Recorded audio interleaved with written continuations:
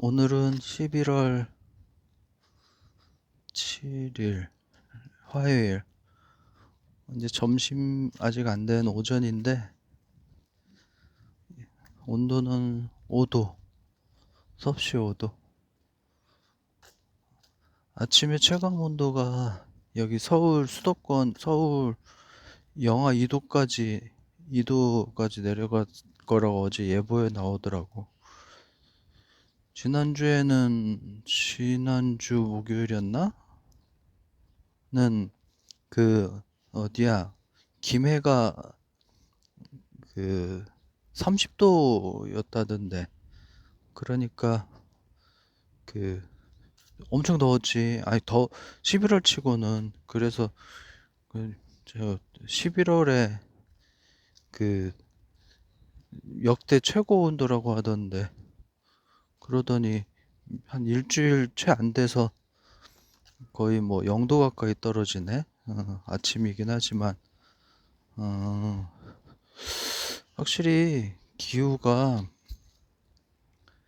좀 이렇게 어떤 범위 변동성이 커진 것 같아. 그러니까 이 정상 범위 밖으로 자꾸 우리가 이 사람 기준에서 볼 때는 그런 걸 자꾸 벗어나는 것 같아.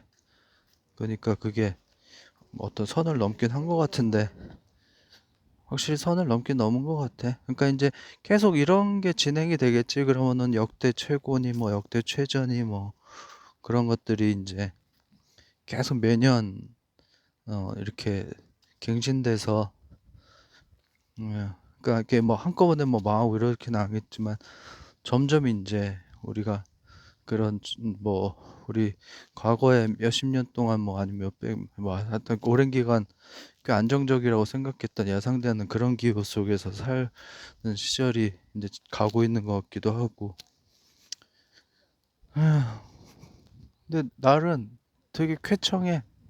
그리고 이렇게 약간 기온이 낮을 때는 더 쾌청한 느낌이 있어. 그게 어, 뭐 과학적인 이유가 있는지 모르겠는데, 하늘도 지금 구름이 달이 있네? 지금 달이 저쪽에 있구나. 하늘이 파랗고 가을.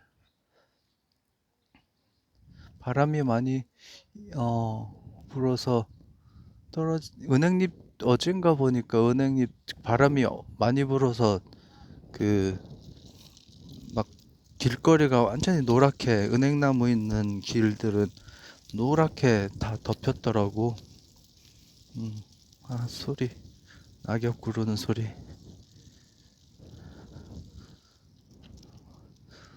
쌀쌀하니 가을 느낌이 나.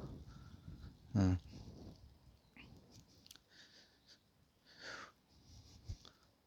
최근에 봤던 유튜브는 저거 DK 눈물이었어. 조국 이제 거기서는 이제 지금 이제 교수직에서 물러났으니까 뭐라고 부르냐고 했더니 조국 박사라고 친구들이 한다는데, 그게 그치, 박사는 이제 스스로 갖고 있는 거니까 직위가 아니고 뭐 자격 같은 거니까 뭐 일을 하든 안 하든 건 상관없겠지.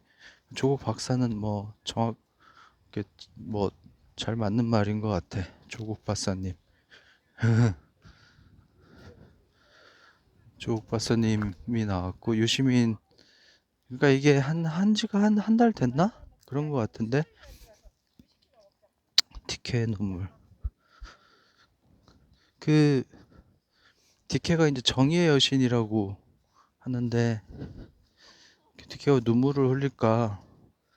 그러니까 이제 조국 박사님이 음 이제 뭐 조국 지금 상황, 우리 지금 2023년 대한민국의 상황, 정치적 상황. 사실 그 정치가 그 어떤 그 기본적인 규칙이나 뭐 규범이나 뭐 이런 걸 만드는 거니까 다 영향을 주지. 그러니까 꼭 정치라고 뭐 특정직 뭐 이렇게 일정 영역 정치 사회 경제 뭐 이렇게 문화 이렇게 하지 않고 그냥 지금 상황이 이제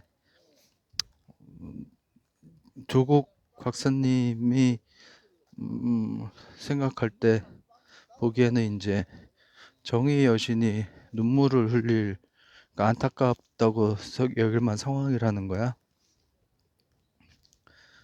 그러니까 검찰공화국이라고 명명했지. 그러니까 두 개로 얘기는 이제 선출되지 않은 권력이 그러니까 하나는 재벌이었어. 그러니까 그거는 이제 꼭 지금 상황은 아니고 그거는 뭐 다른 나라도 그런 게 많이 꼭 다른 나라는 아니구나. 독일이나 북유럽의 예를 들어 스웨덴 예를 들었을 때 그렇지 않았으니까. 그런데 이제 그 그건 조금 더 그 긴 조금 더 일반적인 상황인 것 같아. 재벌 권력. 그러니까 둘 다 선출되지 않은 권력이 이제 디케를 눈물 흘리게 하는 거야. 검찰공화국은 사실 지금 대통령은 선출된 권력이지. 그런데 검찰공화국이라고 해서 선출되지 않은 권력이 예, 이렇게 정의롭지 않은 상황이다. 지금 뭐 그런 거는 권력은 이제 그 민주주의 국가에서는 권력은 다 국민한테서 나온다고 그러잖아. 그러니까 권력은 국민에게만 있는 거고 그거를 이제 위양하는 거지. 위임해지. 그 한시적으로 그렇게 해가지고 이거 갈 때, 야,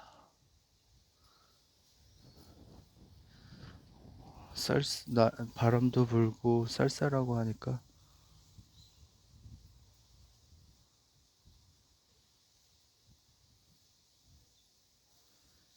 이렇게 생명이 말라가고 이제 겨울을 이거는 단연 그냥 한 해살인가 이렇게 해서 끝난 건가 이 한 생이 어,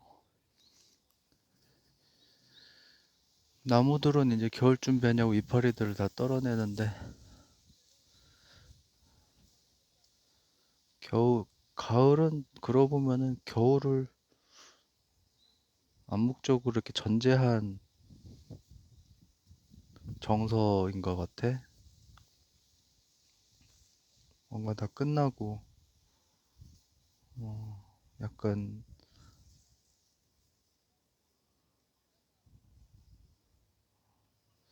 어 그러니까 막 신나고 그런 게 아니라 뭔가 좀 그래서도 아마 성찰하게 되고 뭐 그런 게 되는 시간으로 보면 그런 시간에 해당되겠지. 그 뭐야 이렇게 다 에너지가 이렇게 안으로 뭐 받아들일 거 받아들이고 저런 것들은 끝난 건 끝난 거고 다음을 위해서 이렇게 뭐 견뎌야 되는 시간을 준비하고 뭐 이런 시간이지. 그래서 그 뭐지? 아, 선출되지 않은 왜 그렇게 얘기를 그러니까 그걸 왜 공화국은 이제 보통 공화국이란 말은 왕권에서 왕조국가에 대비되는 말로 그러니까 세습되지 않고 전제국가처럼 막 그 권력이 세습되지 않고 이렇게 다수가 협의해서 이렇게 그 뭐지 그 나라를 공동체를 유지하는 건데 그게, 그게 이제 공화국이란 말만 가지고는 좀 부족한 거야. 그러니까 그 앞에 뭐가 붙느냐는 거지. 그냥 공화국만 얘기하면은 약간 엘리트주의 같은 것도 좀 있어. 그러니까 그 뭐 선출 이렇게 몇 명이 대의 뭐 귀족이 모여서 뭐 이렇게 원로에 그런 것도 공화국이잖아. 리퍼블리카. 그러니까 그런 게 근데 이제 그러니까 민주공화국이면은 국민이 주권을 갖고 국민이 주인이니까 이제 국민이 하는 건데 사람이 뭐 직접 이렇게 다 참여할 수가 없으니까 그, 저, 그, 대안으로, 아니, 수단적으로 국회의원을 뽑아서 이제 그 안에서 의회 정치를 하는 건데, 그냥 공화국 하면은, 그러니까 나는 옛날에 어떤 의원이었는데 계속 공화국이란 말을 쓰는데 그 말이 조금 그렇게 들리더라고. 약간 막 엘리트주의처럼. 정확하게는 민주주의 공화국이 맞는 거지. 인민민주주의, 그러니까 지금 검찰공화국 얘기한다면은 검찰들이 모여서 자기네들끼리 결정하고 한다는 거야. 근데 검찰은 선출된 권력이 아니잖아. 우리는 지금 대통령 우리가 선출을 하긴 했지만 그, 그, 그 대통령이 임명하는데 뭐 시행령도 만들고 막 이래가지고 막 곳곳에다가 막 이렇게 그 검찰 출신들이 뭐 차관 뭐 어디 뭐 금감원장도 검찰이 가고 뭐 서울대 뭐야 그 서울대학병원 뭐 감사도 뭐 검찰 수사관이 가고 막 뭐 복지부 뭐 국민연금 그런 거 할 때 그 전문가 따로 전문역인데 거기도 검찰이 그러니까 그런 식으로 되면은 이게 그런 사람들은 이렇게 선출되지 않은데 그런 사람들이 권력을 행사하는 거지. 그러니까 이제 선출되지 않은 권력이니까 정의롭지 못하고 그래서 이제 티케의 눈물이라고 하는 거 그렇게 얘기를 붙였다고 설명해. 그래서 그렇게 설명으로 들었어. 디케는 이제 눈을 가리고 칼하고 뭐야 그 저울을 들고 있어. 그 칼은 이제 엄단을 하는 거지. 엄단을 하는 건데 그 디케가 눈을 가린 거는 안 보겠다는 거야 상대가 누군지. 그러니까 약간 옛날에 얘네 베일의 법칙인가 뭐 정의란 무엇인가 약간 그런 얘기 있었던 것 같은데 그 뭔가를 판단할 때 그 베일을 가려서 그러니까 베일을 가린다는 거는 내 바깥쪽에 있는 거를 판단한다는 그런 것도 있지만 모른다는 그러니까 그 사정 그 사람이 뭐 권력자인지 아니면 뭐 계급이 어떤지 저 뭐 어떤 사람인지 판단하지 않는다 그런 것도 있지만 그때 베일의 법칙에서 나오는 거였더니 자기 처지가 어떤지도 모르는 상태에서 규칙을 정해야 된다는 거에서 자기의 처지가 그러니까 이제 약간 사고 실험 같은 거지 실제로 자기가 뭐 누군지 모를 수가 없지 자기 뭐 사회적 위치나 뭐 계층 이런 거 근데 자기가 뭐 어떤 뭐 권력자일 수도 있고 부자일 수도 있고 하지만 자기가 아무것도 가진 게 없고 고아일 수도 있고 이럴 수 있는 걸 가정해 보자는 거야. 그게 그렇게 해서 어떤 규칙을 정하고 그렇게 하면은 이제 최대 약자가 최약자가 최대의 혜택을 볼 수 있게 그렇지 내가 어떤 처지에서 있을지 모르기 때문에 내가 힘든 상황이 될 수도 있으니까 힘든 그런 처지라고 태어나 그런 처해 있을 수도 있다고 가정할 수 있다면은 가장 잘 좋은 사회자본을 많이 갖고 있는 뭐 계층이나 개인은 알아서 살 거니까 그냥 그 제일 약체한테 뭔가 좋은 그 돌봐주는 그런 식의 규칙을 계속 세우겠지. 자기가 그렇게 해당될 수도 있으니까. 그래서 베일의 법칙 그런 건데 디케는 그렇게 눈을 가리고 있고 그 다음에 저울. 그러니까 저울을 그렇다고 해서 막 그 정확하게만 하죠. 형량을 그렇게 저울질을 한다는 얘기도 있고 그렇게 뭐 그러니까 옛날에 법가 얘기를 하면서 법가는 이제 상황이 만들었다 그러는데 그 법가는 옛날이지. 뭐 춘추전국 시대니까 뭐 워낙 혼란스러운 시기를 그렇게 엄하게 했을 수도 있는데 굉장히 가혹했다는 거야. 그렇게 해서 물론 이제 진나라가 아마 뭐 하여튼 그런 걸 받아들여서 뭐 중국을 통일하기 뭐 그런 것도 있긴 한데 그땐 그 유용한 뭐 그런 사상이었을 수도 있지 유용. 근데 그렇게 막 되게 세게 처단을 했다는 거야. 막 조그만 죄도 막 크게. 근데 이제 디케는 이제 그러지 말고 그거에 맞게.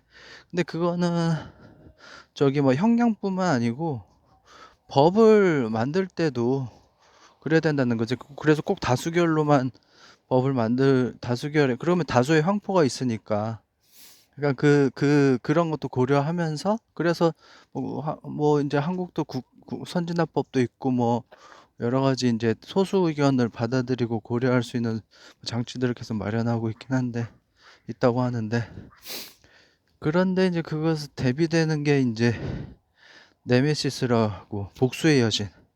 복수의 여신은 복수 이 얘기를 하면 이제 그 디케가 의 상징이 좀 더 잘 이렇게 대비돼서 이해가 되겠지? 일단은 눈 가리기가 없어. 그러니까 상대가 누군지를 아는 거야. 정확하게 그 복수 그것도 이제 정의의 여신에 해당되는가 본데 복수를 하는 거야, 복수. 뭐 약간 함무라비 같은 거야. 그런 느낌이 들던데 나는. 그리고 저울이 없어.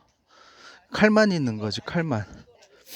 그러니까 예전에 그런 얘기 들은 적 있어. 사람들이 감정을 뭐야 이렇게 그 뭐지?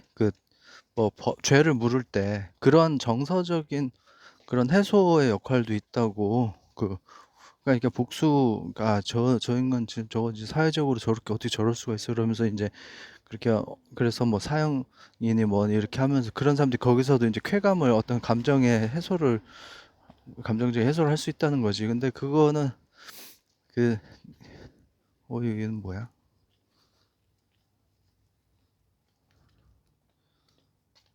메뚜기인가? 죽었나? 음,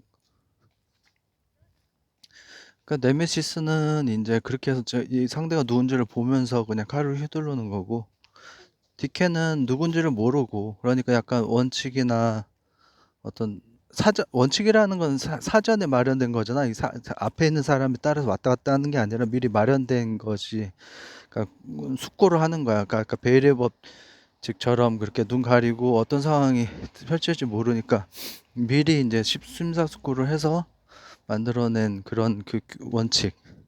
그렇게 해서 이제 그대로 이제 적용하는 거지. 그 사람이 누구든지 간에. 그렇게. 그런데 이제 좀 전에 얘기했던 그 베일러 법칙 생각해 보니까 그런 일이 저 갈릴레오의 그 2부였나? 그 얘기도 나오긴 하던데 그 뭐지? 공감하는 사람들의 연대가 이렇게에 대해 얘기를 나왔어. 그러니까 이제 그게 거기에서 이제 정의라는 게 뭐 이렇게 어떤 그 뭐 저 그 바탕에서 고민을 할 수 있다 뭐 이런 얘기. 그러니까 이제 그게 되게 안 좋은 사례가 최근에 그 연대에서 그 청소 아줌마들이 처우 개선해달라고 해서 청소 아줌마들이 아니고 청소 미화원들이 근데 그 학생 둘인가 뭐 하여튼 그래서 고소를 했다면서 그 자기 수업 방해한다고. 근데 그것도 진짜 볼 때도 좀 그렇지 하지만 중앙대 학생회에서는 그랬다면 거긴 학생회에서 조직적으로 고소를 했다고 그러더라고. 그걸 더 심각하고 문제적으로 보긴 하던데 이제 그런 시절이 됐다는 거야. 그러니까 아까 얘기한 대로 자기가 베일의 법칙대로 하면 자기는 자기가 청소하는 사람일 수도 있고 그렇다면 그런 식의 그 요구는 하지 않았겠지.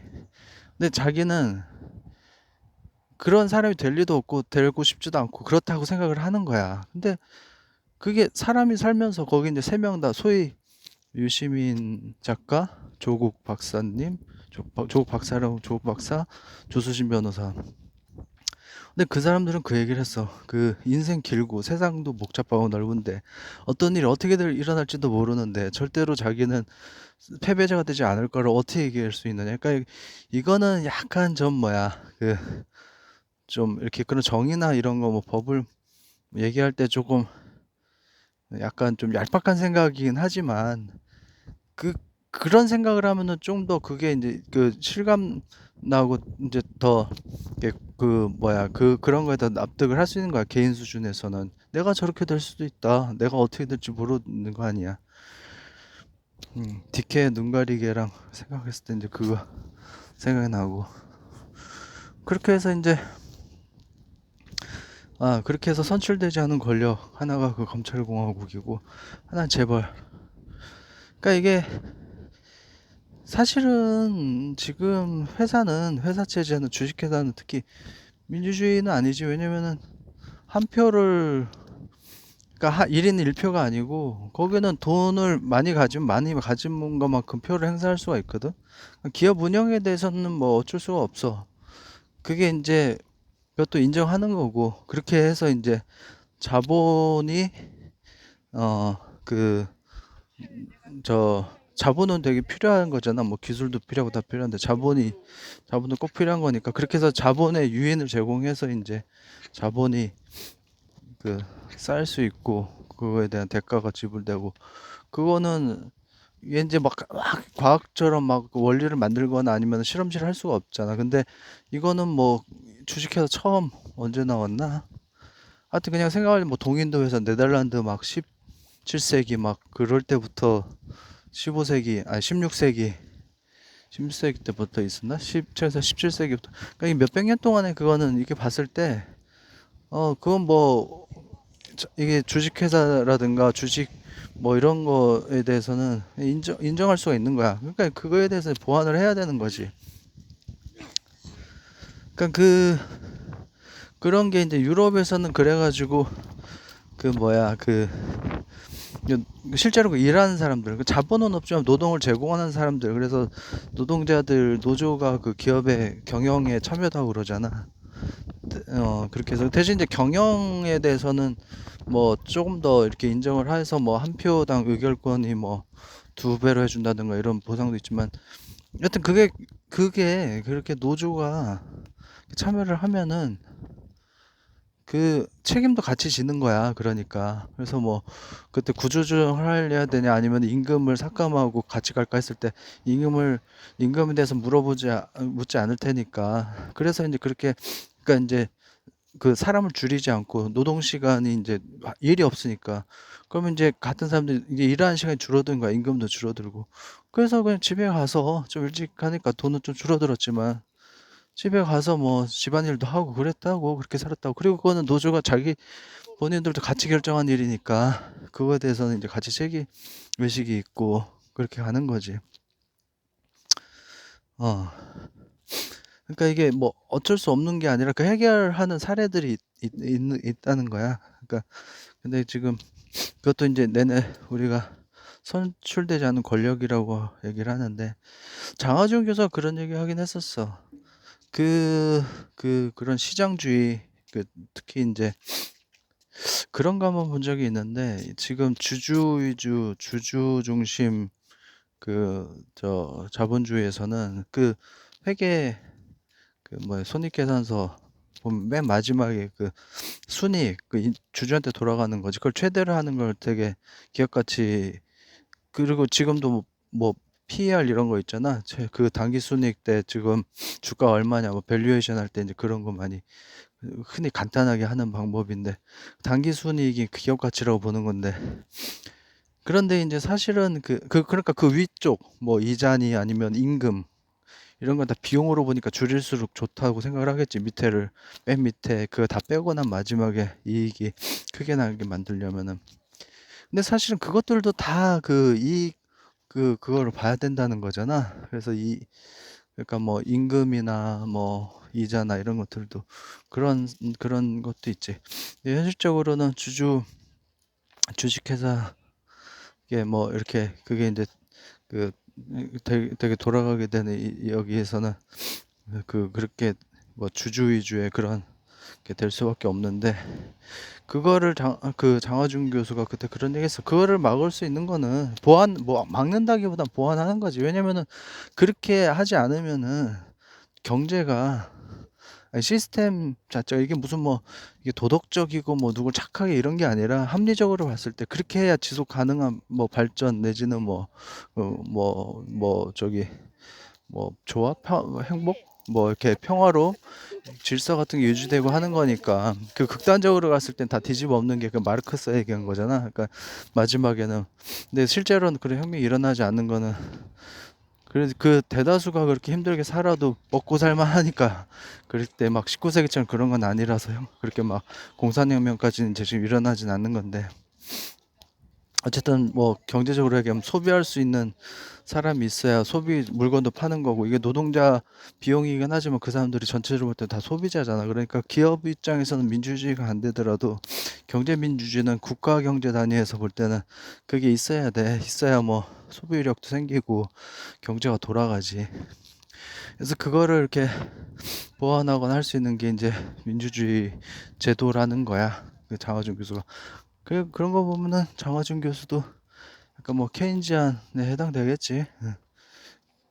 해당되는 게 아니라 그 얘기를 하는 거, 뭐 내가 그걸 평가할 그럴 수 있는 그런 게 아니라 그렇겠지 당연히. 음. 뭐 그런 얘기를 쭉 했어. 그리고 이제 되게 중요한 그 얘기를 근데 이제 지금 그래서 이제 법치주의에 대한 그 검찰공화국 얘기하면서 그 얘기했었지. 그 그러면은 법치주의가 뭐냐? 법치주의는 인치의 반대인데 법에 의한 법의 법의 통치가 이제 통치라는 말인데, 이제 실제로는 뭐 통치라는 말이 조금 그렇긴 하니까. 그런데 지금 하는 거는 법 바이 로우라는 거야. 법을 가지고 통치를 하는 거지. 오브 로우, 법의 통치가 아니고, 법이 그 주체대가 되지 않고 그 법을 사용하는 그 대통령이나 그 공화국, 검찰공화국, 검찰 그 집단이 이제 주체가 되고 법을 도구로 사용하는 거지. 근데 그렇게 되면 안 되고 법의 통치가 돼야 된다는 거지. 근데 지금은 뭐 그런 식으로 계속 법치주의 얘기하고 있지. 막 그래서 없으면 시행령 만들어서 막 하잖아. 사실은 그것도 문제가 있다는 거지. 그게 법, 법은 그 국회에서 국민을 대신하는, 그러니까 그렇게 해서 만들어야 되는데, 그럼 시행령으로 막 만들어서 막 진행되는 거 있잖아. 뭐 경찰도 막 통제하려고 하고. 그, 원래 권력은 그렇게 한 군데 모이면 반드시 인간의 한계를 인정하고 제도는 만들어져야 되는 거니까. 근데 그래서 법치, 법의, 그러니까 히틀러도 그게 합법적으로 선출됐고, 그 만들어 위생법으로 그 홀로코스트를, 그러니까 다 법치였다는 거잖아, 그것도. 그러니까 이렇게 외향은, 하여튼, 근데 그게 바이로우지. 법이 아니고, 그러니까 자기네 통치 수단으로 법을 사용하는 거야. 아이고, 하늘 진짜 파랗다. 와, 해준네. 그러니까 지금 검찰 권력을 생각해보면, 우리 옛날 뭐 이렇게 그런 데서 보면은 이제 이렇게 최근에 들어서 이렇게 검찰 권력들을 이렇게 저 뭐야 그 사실 옛날에 이승만 때는 이제 그러니까 일제 때부터 내려온 거였지. 경찰이 권력이 셌고, 그래서 무슨 변호인이었나? 그 영화에서 보면 막 경찰이 판사한테 이래라 저래라 막 손짓으로 하고 막 그런데, 곽도원이 경찰로 나왔었는데, 그 다음에는 이제 그 뭐 총도 들고 있고 인원도 많으니까 경찰은 지금도 이제 그걸 만약에 뭐 이렇게 경찰한테 막 그런 수사권 같은 거 다 얘기하면 그게 겁나가지고 이제 검사한테 그걸 준 거였지, 이승만 때. 그런 근데 박정희가 되고 나서는 이제 중앙정보부, 그거는 거의 뭐 위법이었지. 법 위에 있었지. 그다음에 이제 전두환 때는 보안사, 그건 군인이었잖아. 중앙정보부는 민간인이었는데, 며칠 전에 그것도 봤는데 재밌더라고. 다시 그때 그 사람들이랑 남산의 부장들. 음. 이병헌은 확실히 막 재밌어. 연기를 잘해. 그런데 그러고 나서 이제 군인이 되고선 보안사, 그건 군인 안에 있는 조직이잖아. 보안사. 근데 그래가지고 막 기망삼이 돼서 그런 걸, 끔찍한 걸 실제로 경험했으니까 이제 막 하나에 해체하고 막 그랬지. 그러고 나니까 이제 검찰이 뜨네. 어떤 합법적인 외항을 가가지고. 근데 이게 이게 프로메테우스가 겪지 않고 미리 프로메테우스 미리 알 수 있는 게 현명한 사람이라는데 에피메테우스는 이제 겪고 나서 뒤에서야 하는 거고 프롤로그는 앞에 쓰는 걸 뭐 에필로그 뒤에 쓰는 걸 뭐 그런 것처럼. 근데 이렇게 한 개인도 그러기가 참 쉽지 않는데 일반 대중은 그러니까 일반 대중이라기보다 이렇게 우리 전체 인간에서는 실제로 그걸 겪어야만이 그게 이제 그걸 고치게 되나 봐. 그래서 지금 이 겪고 있는 일을 보면은 이것도 반드시 이제 이게 바뀌어야 될 거지. 그러니까 막 그거를 미리 그러니까 프로메테우스 같은 사람이 옛날 노무현 대통령도 그걸 바꾸려고 했는데 그때도 계속 의원이 국회 올렸는데 법사에서 계속 커트나고 막 그랬었다 그러대. 요번에도 하려고 그랬는데 지금 이제 그나마 요 정도 되게 아쉬운데 지금 우리가 우리 지금 이게 민주당이 뭐 180 이런 거 같죠. 그러니까 국회 검찰 개혁을 하려는 쪽이 민주당이었으니까 민주당이 처음 이게 시작될 때 160석 이러니까 딜을 해야 되는 거야. 그러니까 수사권을 원래대로 사실 법대 가서 공부하고 저 사법고시 공부하는 거는 그 법을 공부하는 거잖아. 수사를 공부하는 게 아니고. 그래서 그 수사권을 분리해야 되는데 그렇게 안 돼. 수사권 조정 정도만 한 거지. 그리고 공수처도 막 아주 작은 진짜 조금조금한 조직으로 만들어지고. 그러니까 그런 식의 딜을 해서 그나마 그렇게 정도밖에 안 됐었다는 거야. 160밖에 안 됐으니까 그 당시에는. 그렇게 해서 이렇게 진행된 게 이렇게 패스트 트랙 태우고 해서 그렇게 됐던 것 같은데 패스트 트랙 때부터 바로 안 되고 1년 뒤에 된 거잖아. 그렇게 해서 그나마 겨우 요만큼 만들어 놨는데 아마 이 시간 지나면은 검찰 개혁에 대해서 뭐 여든 야든 국민들은 다 공감하고 이번에 개혁이 되겠지. 어,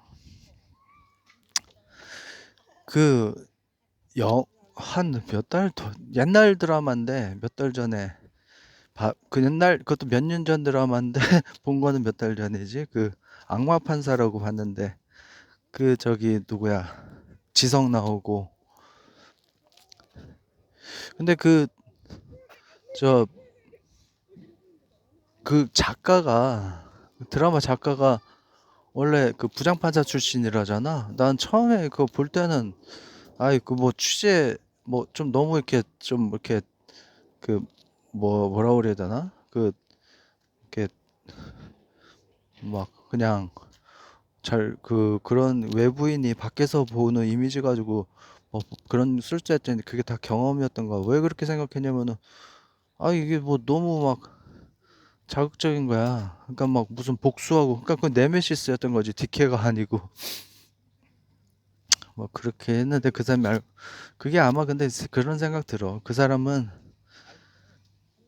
원래 판사가 실제로는 진실을 알아낼 수 없다잖아. 그러니까 자기가 직접 수사를 할 수 있는 것도 아니고 역할은 법정에서 검사가 제시한 그 증거, 논리 안에서만 판단하고 변호사가 제시한 증거 그 안에서 이 두 개를 보고 맞냐 틀냐 그걸 봐지 그 실체적 진실에 이렇게 진실을 이게 진짜 판단할 거라고는 그런 역할을 할 수가 없고 할 수가 없다는 거지.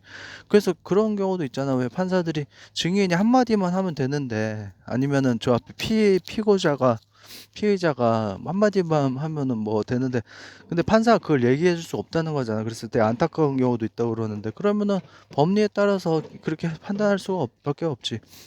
그게 이제 아마 악마 판사에서 보면 그걸 해소하고 싶어서 막 한 거 아닌가 싶어. 그냥 거기 무슨 디케도 아니고 네메시스 수준이던데 그 지성 판사는 그 육고불만 있었던 거. 그러니까 판사 되고는 법조인으로 안 가고 그냥 드라마 작가로만 살지 그 사람은.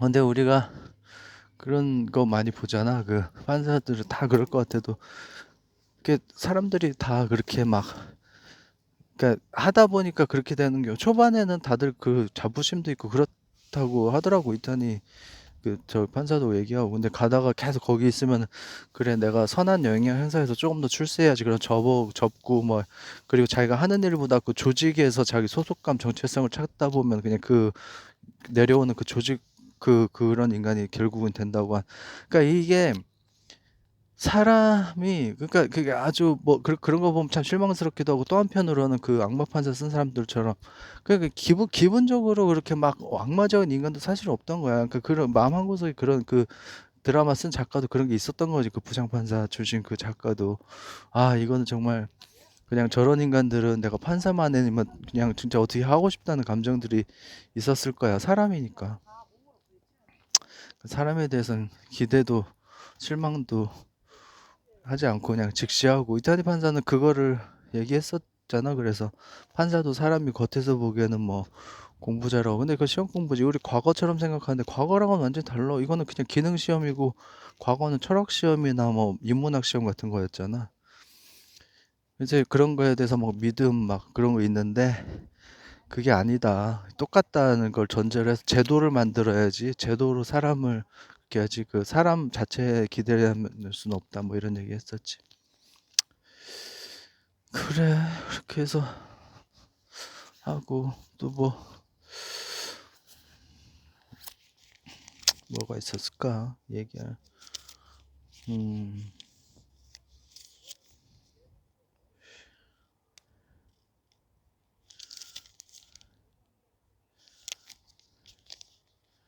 음. 하여튼 뭐 공감하는 사람들의 연대. 그러니까 그게 뭐 그런 것, 그 공감 능력은 어떻게 생각하는 상상력으로 되는 건가 싶기도 한데 뭐 그런 게 약간 예술이나 문학의 역할인 것 같기도 하고. 그러네. 아, 아, 햇빛이 좋다. 저 멀리 성당이 보이는구만. 나는 뭐 무신론자긴 하지만 저런 거 보면은 저 상징은 예술 작품처럼 어떨 땐 감흥이 생길 때가 있지. 반짝반짝하네. 아, 여기서 반짝반짝하는 거구나.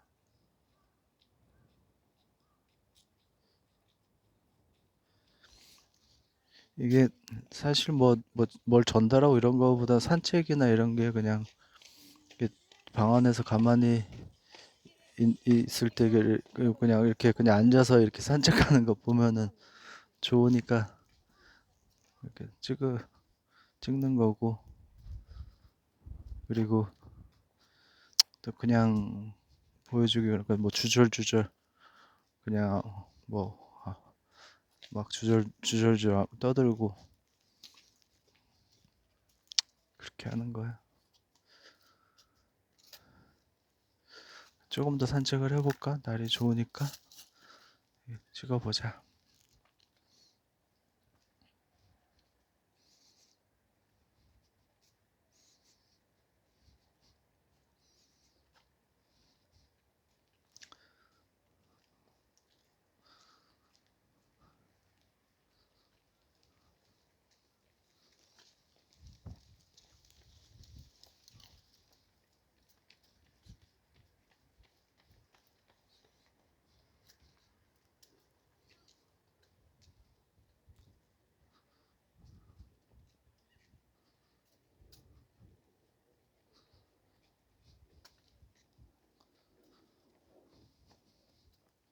아, 참. 그 지난주에 얘기했던 가짜 뉴스 아니 포스트 트루스랑 그 검사 얘기하니까 생각나네. 그냥 자기가 죄가 있다면 죄가 있는 거야 이런 거랑 왠지 가짜 뉴스 사실이랑 상관없이 그 사람들을 이렇게 선동해서 그냥 내가 원하는 대로 끌고 갈 거야 뭐 이렇게 가짜 뉴스랑 좀 비슷하다는 생각도 들기도 하네. 음.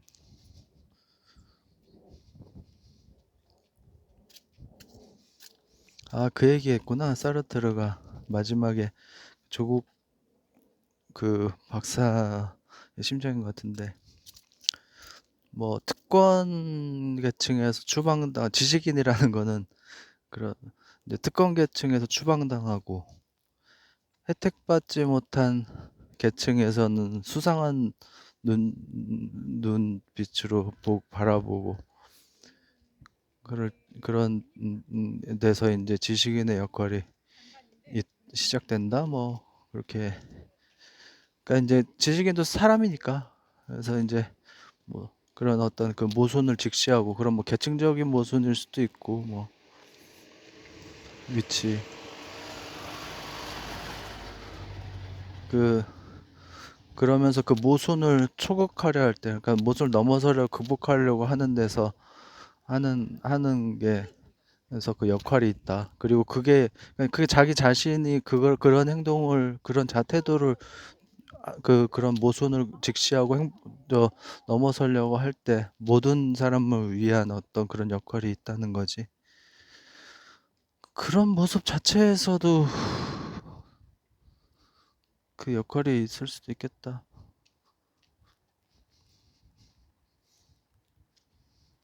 왠지 그림자도 조금 진한 것 같고, 음, 나무들은 다 말랐고.